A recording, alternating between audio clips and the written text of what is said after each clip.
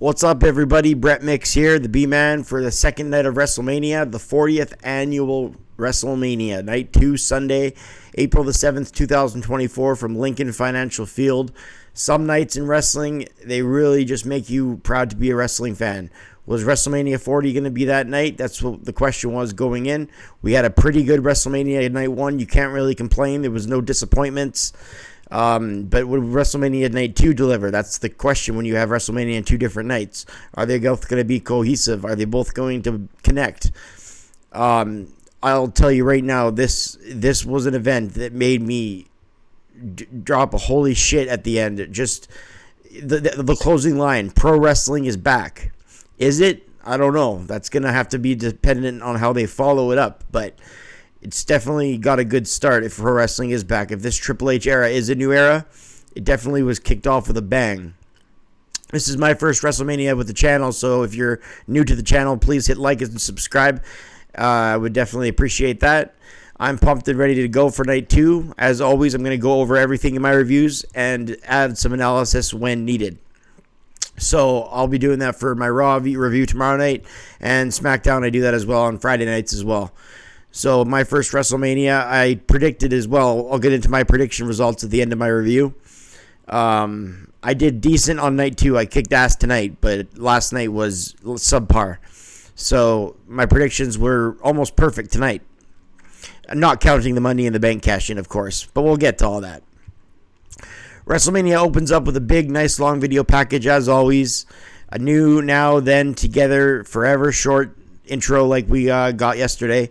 Michael Cole again out there doing his 23rd WrestleMania with McAfee and Graves for commentary. We start out with Stephanie McMahon, of all people, on Night 2. She gives a nice speech about it being the first Mania of the Paul Levesque era, giving her husband a good rub. Anyway, I don't know how that sounded, but she gave him a good rub for sure. Maybe I'll just stop saying that. We officially begin WrestleMania Night 2 from the Lincoln Financial Field in Philadelphia, Pennsylvania. As said, April 7th, 2024. This is WrestleMania Sunday of WrestleMania XL, WrestleMania 40. We open the show with a big bang, a world title match, just like I figured they might for tonight. Drew McIntyre versus Seth Rollins for the World Heavyweight Championship. They go all out here for Drew and his entrance. They got the Scottish bagpipes and all. I forget the name of the band. It's the Scottish something. No kidding, eh? Rollins comes out in hurt with a bad leg and a bad back. Will McIntyre dissect that in this match and go to his methodical pace? We actually got kind of the opposite of that, but I'll get to that in just a second. First, we got CM Punk on commentary. That's a big fight win for this one as we kick off the show. So we got a bunch of freaks. No word really. I'm going to say no word on the freaks that come out with Seth Rollins. I'm not sure what that entrance was all about. Just showing the freak in himself. They come out. Drew McIntyre opens the match with a Claymore. Just like that. Bang. WrestleMania 40.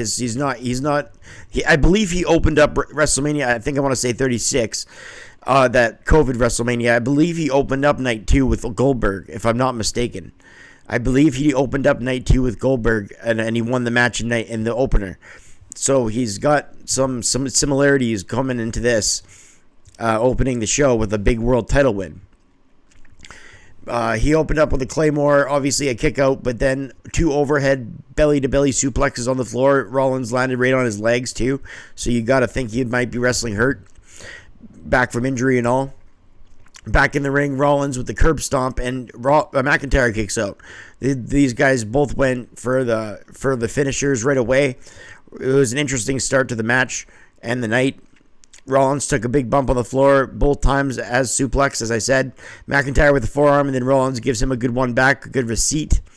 A Claymore then set up pedigree instead. Another stomp, but Drew McIntyre kicks out again. They both dodge each other's finishers when McIntyre hit the Future Shock DDT after a bunch of counters. This is awesome chant early in the match. McIntyre then does the go to sleep to CM Punk, and Punk says, yeah, he's putting all this sleep. He's putting this crowd to sleep. I thought that was great. A great line by Punk. His mouth still works. We don't have to ask AJ Lee. Inside package by Rollins, then a Claymore, and McIntyre doesn't get him again. Rollins has clicked out of 2 Claymores, and the match is still going. McIntyre cleans the table off, but Rollins escapes as he's going to hit him through the table, and he hits a thrust kick to Drew and a curb stomp off the announce table. Rollins throws him in the ring, but a third Claymore out of nowhere. Rollins kicks out of 3 Claymores. What does Drew have to do to become champion is what the question was. Rollins then again stomped the Fiend a million times in that one Hell in a Cell match, so I guess a billion curb stomps could happen. Same with Claymores. We'll see. Seth Rollins has that magnitude of him where a bunch of false finishes happen. Drew wins finally with a 4th Claymore. This match only goes around 12 minutes, but it was high quality. It was quality over quantity. I give the match 3 stars. I thought it did very well. I like that they didn't work the slow, methodical approach like their Raw matches usually have. Because believe me, they faced a lot of times in the past few months. A couple times on Raw, I do believe. And maybe at a PLE too. Not Fastlane, but the one before the Rumble. I forget what the name was. But they've met on PLEs and Raws. And both of them had a methodical approach, which led to a big climax. This one, they kind of introduced the climax early, and Drew McIntyre gets his big win in front of crowd. I'm not a Drew McIntyre fan. I mean, he has all the potential in the world, all the talent in the world, so I'm not saying he's a bad pro wrestler. I'm just not a fan. It's just not my type of wrestler that I like. I like characters more than I like the gimmicks. Guys like the Macho Man and the Ultimate Warrior, I like the characters. You know what I'm trying to say? Guys with first name, last name, it depends who it is. Because I was a big Chris Benoit fan. I was a big fan of Daniel Bryan. I was a big fan of Bret Hart. But I like more character work to the guy. And Drew McIntyre's promo skills are okay. But anyway, it's a long-winded answer of me telling you why I don't like Drew McIntyre. But the point is, I was happy for him for his moment. You could see the emotion in his face winning the title, when he won the world title from the crowd. It was a big pop. You have to give it to him. Then he decides to be an asshole and starts to show CM Punk what he's never going to get or whatever, or what he's not getting. And he does it right in his face. And CM Punk's like, I can't hear a word you're saying to me. And then all of a sudden, the Judgment Day music hits.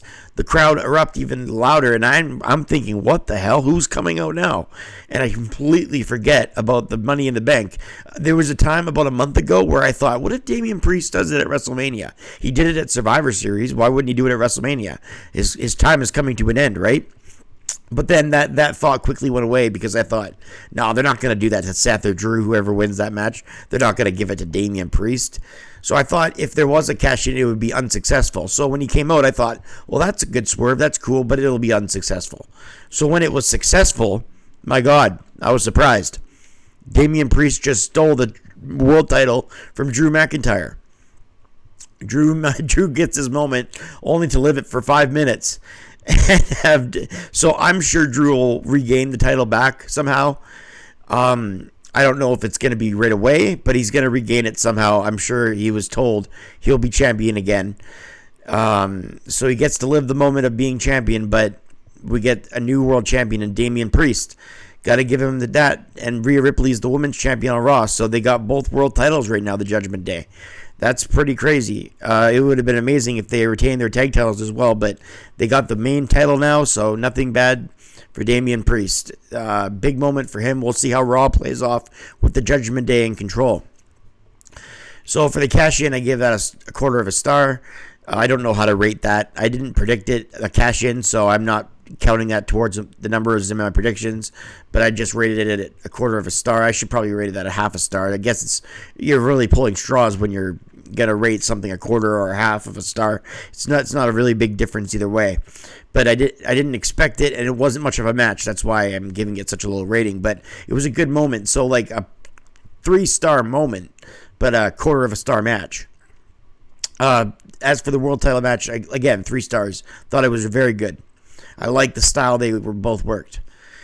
Street Profits versus the Final Testament next. We got Snoop Dogg on commentary, Bubba Ray Dudley refereeing in Philadelphia, of course, where ECW is prominent. Montez Ford with an amazing diving over the turnbuckle onto his company on the outside, taking them all out. That was just an incredible WrestleMania moment type leap. I like WrestleMania moments when they're not called WrestleMania moments by commentary. They're just more organic. They're not as contrived. I like those a lot better. All the chair bumps, table bumps. This was very good. This was an exciting match. A match you want to open the show with or make second on the show. Just because the second match of the show, you want the crowd to get going if they weren't already going in the opener. Well, tonight we opened with the world title match with 2 world title changes. So if that's not going to open the crowd, well, it will, right? So they put this match on second just in case the crowd wasn't popped enough. This whole WrestleMania was a forgivement for King of the Ring 1995. The city of Philadelphia is saying, we forgive you, WWE. You gave us King of the Ring 1995. Now you gave us WrestleMania 40. We forgive you. And we also gave you WrestleMania 15, which was terrible. WrestleMania 15 sucked balls. WrestleMania 15 was terrible. Go back and watch it and tell me it wasn't. The main event was the only good part of that show, and maybe X-Pac versus Shane McMahon. So when X-Pac versus Shane McMahon for the European title was one of the only bright spots of the show, and Stone Cold and The Rock, of course. WrestleMania 15 was in Philadelphia, but King of the Ring 1995, nothing can even compare to how much of suctitude that show had. I don't know if suctitude's a word. I might have to ask Adam Copeland, but that one was bad. So WrestleMania 40, we got some good matches. My point being, you want to put a high-risk, hardcore match in the second match of the night. Night 1, we got the ladder match as the second match of the night. Night 2, we get this 6-man Philly street fight. This was the only match of the entire night I got wrong in my predictions. So there's a spoiler. I said the Final Testament was going to get the win, but the Street Profits and Bobby Lashley got the win, the Almighty. They got the victory at the end. The table, funny spot when the table didn't break at the end, but they set it up again, and they got the table spot where Montez Ford does a frog splash through the table with great height and velocity off the top rope. Rated this match 3 stars and a quarter. It was really good. It's also good to see Randy Savage still doing those Slim Jim commercials right before LA Knight's match.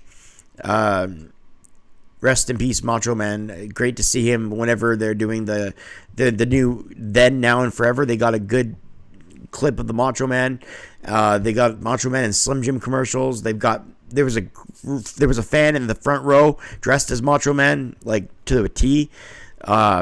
Great to see that. Macho Man shirts everywhere. I was one of the, I don't want to say first supporters, because Randy Savage has been a thing for like 3.5-4 decades now.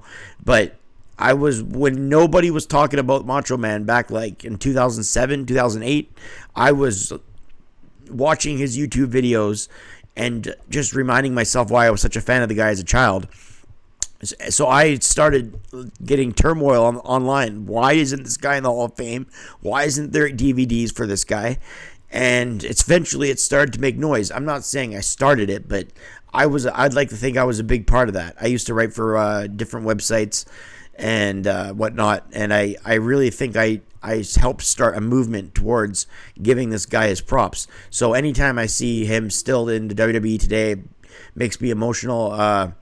Obviously, with the guy being gone and not getting to see all the credit and how much he was loved, as much as he is now, it really sucks. But the best way to overcome that is just to continue to pay tribute, right? So him being in the Slim Jim commercials, that's awesome. LA Knight being in there, that's awesome too. He's the new megastar, and this is his biggest WrestleMania match. This is his biggest match ever, and he's taking on AJ Styles next. AJ comes out to new music. You might as well debut new music at WrestleMania, right? He comes out in all black. AJ went to work on Knight's leg early, tried to be methodical, but the megastar came back with a sunset flip and shots in the corner. I went to say yeet. No, shots in the corner before driving a knee into Styles. A huge tornado DDT on the canvas, but only a 2 count. AJ then gets back in control as Knight and Styles trade momentum in this match. Good match here. Huge superplex, then AJ turned inside and out, an avalanche German suplex as Cole credits that, knowing the move name from the 2K games, because they come with all the names of the moves when you're doing the tutorial. Style goes back to a half crab, works on the leg of AJ, or of Knight rather, then kicks the leg of LA Knight right into the ring post. They expose the steel on the floor underneath, does LA Knight, but then he gets back body dropped onto the steel. A springboard 450 from Styles into the ring, but Knight got his legs up, and then a BFT was blocked as a Styles clash. as was a Styles Clash. Knight was given a shot and a phenomenal forearm gets blocked as he landed in a bad way, and then a BFT. Styles goes down to LA Knight. This was a great little match here. Both guys showed up and put on one of the better performances either man could likely dish out together. I gave it 3 stars and a quarter. I thought it was a damn good match between LA Knight and AJ Styles. They impressed me. I actually didn't think it was going to be as good, but it was. Good stuff. Logan Paul defending his... Well, first of all, we got the Hall of Fame before this triple threat with Logan Paul. The Hall of Fame class of 2024. I just want to say congratulations to all the inductees, especially Paul Heyman. Now we will enter the triple threat match with Logan Paul defending his title against Orton and Owens. I predicted Logan Paul because, see, every other match I got right, of outside the Street Profits. The least important match is the one I get wrong, of course. I predicted Logan Paul because there was enough new champions being crowned, and I figured in triple threats, usually if there's a heel champion with 2 faces, they typically have the heel champion somehow retain the title. If you look back at triple threats with those alignments, you'll see what I'm saying. I could think of one off the top of my head, WrestleMania 24, with Orton defending against, I believe, Triple H and Shawn Michaels. No one thought Orton was going to come out of that one, but DX, because he was in there alone with DX, right? And, he did. Owens and Orton both went for the cover on Paul after they goofed around a bit and were on the same side, and Randy tried to sneak an RKO out of him, and that didn't work out quite well. And I'm skipped to the middle of the match here because there was just some normal triple threat shenanigans early on. So Randy tried to sneak an RKO on Owens, and he didn't like that so much. A double cannonball into the corner by Owens, and non-stop fists back and forth. A swanton, then a frog splash combination by Paul after he springboarded into the ring and did a double flip, pretty much. Owens then with a swanton was blocked by the knees from Logan Paul. Logan Paul and Orton exchanged European uppercuts. Paul scouting Orton and Owens up top. Logan tried to take Randy down, and Orton is dishing out 2 guys at once. Punches to 2 guys at once in the corner. He dished out to Logan Paul up top and then down to Owens. Owens then above, and Logan Paul's power slam by Kevin Owens, a top rope moonsault. Logan Paul kicks out. In the end here, closer to the end, RKO to Owens, but he gets his shoulder up because it's WrestleMania and we kick out of finishers more here. Although a lot of people are kicking out of finishers than ever before, that's just something that's happens in the 2020s in wrestling. But at WrestleMania, it goes to extra mode in all the matches, which is fair. If you're going to do dramatic kickouts, why not at WrestleMania? Especially WrestleMania 40, it deserves it. Fans chant for Randy as Logan Paul was getting a lot of the offense in the late stage of the match. Orton then with Nux, but he gives them to the officials saying, I don't need these. Logan Paul saved by his Prime Bottle buddy who pushes Orton. Orton kicked him down and got stuff off the tables. A ton of chaos leads on to a frog splash, and Logan Paul is still the U.S. champion and retains like I figured he would have. Really good match here. I gave it 3.5 stars. So far the match of the night. Again, just like AJ Styles and LA Knight, I thought they did as good as they could have done. So great match here. Congratulations to Logan Paul for retaining the title like I thought he would. Next up, we got Bayley versus Io Sky for the Women's Championship. This is all about giving Bayley her moment. Winning the Royal Rumble, I predicted Becky Lynch to win the Rumble, but I predicted Bayley to be the runner-up. So it's not the same. But this match, I predicted Bayley to win the title for sure. Yeah, I'm not giving myself props because that seems pretty obvious, but I didn't see Io Sky retaining in any way here. Fans sing the I Want to Know If You Be My Girl because it goes, hey, baby. So instead of hey, baby, they said, hey, Bayley, would you be my girl? So the crowd chanted along. Give this match 3 stars and a quarter. At 14 minutes, Bayley wins with the elbow drop. Paying homage to my man, who she calls his childhood hero. If that's the case, I love Bayley even more. I know she liked him, but I didn't know childhood hero. I mean, that makes me fall in love with the chick. Roman Reigns with the Bloodline versus Cody Rhodes. Bloodline rules for the WWE Undisputed Universal Heavyweight Championship. For the second straight year, it's Roman versus Cody. At this time, Bloodline rules, stacking up all the adversity onto Cody, as it should for Mania 40. Rock may be called the final boss, but in Cody's story, he is actually the final boss on his road to the WWE title. Will he get the title that Goldust couldn't get, that Dusty Rhodes touched but that couldn't keep? Would a member of the Rhodes family finish his story and become champion? Or would Roman Reigns, the tribal chief, win for his 31st defense in a row during this title reign that he started when he defeated The Fiend at SummerSlam 2020 to become the Universal Champion? The Wise Man, the new Hall of Famer, in his corner. He comes out. The Bloodline come out methodically. They come out in pairs, and they come out past the halfway point of the match.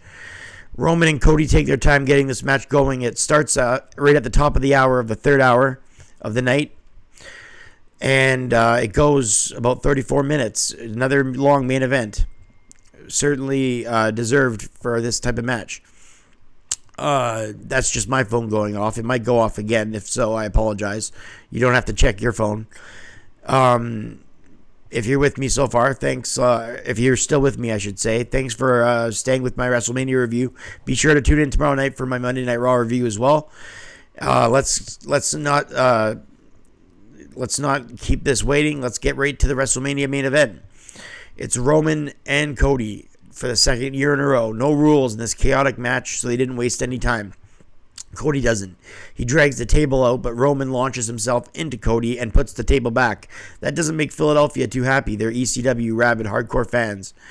Roman puts the table back out, which makes a crowd like Philly boo, obviously, as I just said. The tribal chief with a kendo stick. Rhodes got the kendo stick, but broke Rhodes with the kendo stick. It puts Reigns in the middle of the ring into a figure four on the canvas.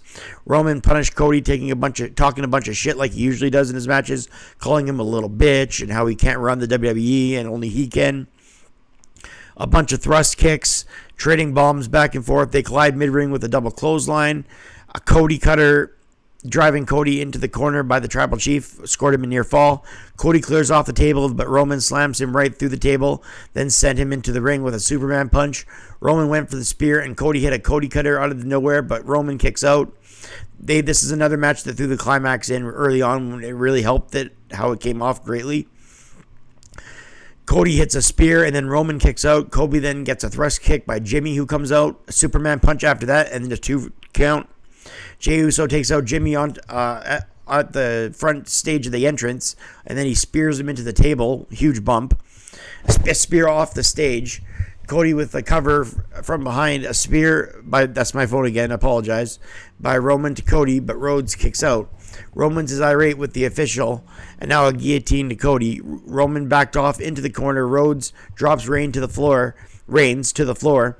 Cody then speared Roman through the barricade. Cody has a chance here. Drama has gone up during the climax here and a crossroads to Roman.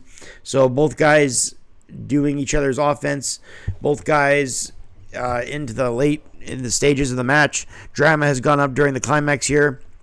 Crossroads to Roman. Then another. And but with Bloodline rules, it's only a matter of time until the Bloodline shows up. Solo Sikoa came in with a spike.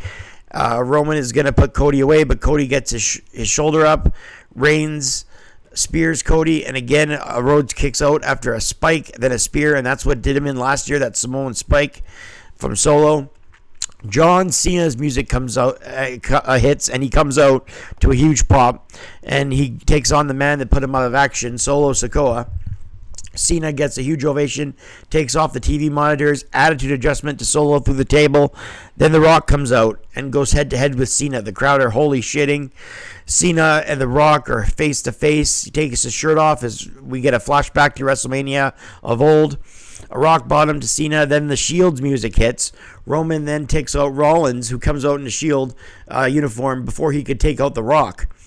Then The Rock, standing tall with The Rock bottom to John Cena, and The Rock puts Roman Reigns on top of Cody. The Rock, the final boss, does this, and all of a sudden the lights go out and a gong. The crowd goes crazy. It's The Undertaker now behind The Rock, and he chokeslams the Great One, The Rock, down. Undertaker chokeslamming The Rock in 2024. What? Unbelievable. Roman gets to his feet and hits Rollins with a chair. Roman then sets up Cody, but Rhodes hits a crossroads, then another one to Reigns, then a third and final time for good measure. Cody then becomes champion at 34 grueling minutes. The Rock on the outside with Roman, can't believe it. I give this 4 stars and a quarter. Match of the night, match of the WrestleMania. that does it for the match. What else can you say about this match? All of the main faces came out to congratulate Cody like they did in the old days. Like for Bret Hart at WrestleMania 10 when guys like Lex Luger and the Macho Man held him up in the air. Cody gets on the mic, has Brandy Rhodes, gives him a kiss, has his mother and Mama Rhodes in the ring, getting some vengeance on The Rock, who's with Roman on the outside. Can't believe it. Good old Bruce Pritchard comes out, as does Triple H, at Cody Rhodes' request. They all celebrate. Just a crazy end to WrestleMania 40. When you look at each match and you look at the WrestleMania as a whole, it was great. Prediction-wise, out of 7 last night, I went 3 out of 7. Counting that damn Andre the Giant Battle Royal, I actually went 3 out of 8. On night 2, I went 5 out of 6. So that's for you math whizzes out there. This makes a total of my predictions 8 out of 14. Not too bad. It's a pass. WrestleMania Saturday was a pretty good show. I have no doubt about that. I gave it a 7.5 out of 10. This Sunday, this Mania, I give it an 8 out of 10 for Sunday night, for a 2-night total of 15.5 out of 20, which can be converted to about 7.75 out of 10. Hell, why don't I just round it up and call it an 8 out of 10 and call it a day? Nothing disappointing on this card. It all delivered. So me giving this WrestleMania at 80% rating feels deserving. WrestleMania Sunday, it opened up with the chaotic and suspenseful Drew Rollins opener with the bang, and the beginning with the shock ending from Damian Priest. Punk's involvement, getting back at Drew, I loved it. Then we had a pretty good 6-man Philly street fight, right? LA and Styles went out there and put on a banger. Bayley had her big moment. And then the main event and everything that transpired with Cody Rhodes and The Rock and The Undertaker and John Cena and everybody else. I thought Stone Cold was going to come out, or maybe Goldust. Thought maybe Dustin Rhodes. My brother, I talked to him on the phone just before I did this review, and he said, I know Goldust works for a different company, but wouldn't that have made more sense just for this one moment? And I thought, yeah, that's actually a good suggestion. Not that he's not prone to good suggestions, but he doesn't watch the product regularly. So I was like, yeah, that should have been a moment where Goldust or Dustin Rhodes showed up. I'm sure he's proud of Cody, as everybody is. He finishes the story in Mania at the grandest stage of them all, in the grandest main event of the grandest WrestleMania. It was just an epic fashion. Like Michael Cole, who gets teary-eyed after, says this business really gets you. And as a fan, it really got me. I really appreciated everything these guys have done. Both nights of WrestleMania, if this is the Triple H era, then it's started out with a bang, because both nights of WrestleMania delivered, especially night 2. And that ending was just like WrestleMania 20 ending. I know a lot of people don't treat it the same anymore, and I totally understand why. And the WrestleMania 30 ending, that's heroic. This one will be just as good, if not better. Cody Rhodes gets the win, ends Roman Reigns' 3-year reign as world champion. Gunther, his 600-day reign, also ended by Sami Zayn, who was one of the men out there holding them up in the air. So that's it. That's my WrestleMania 40 review. 8 out of 10 for the show. 8 out of 14 for my predictions. Like always, hit like and subscribe if you're not already to this channel. And I'll see you guys tomorrow night for the Raw after WrestleMania. Hope you enjoyed the WrestleMania 40 review. I'm Brett Mix, and I'll have a good night, everybody. We'll see you on the next one. I'm out.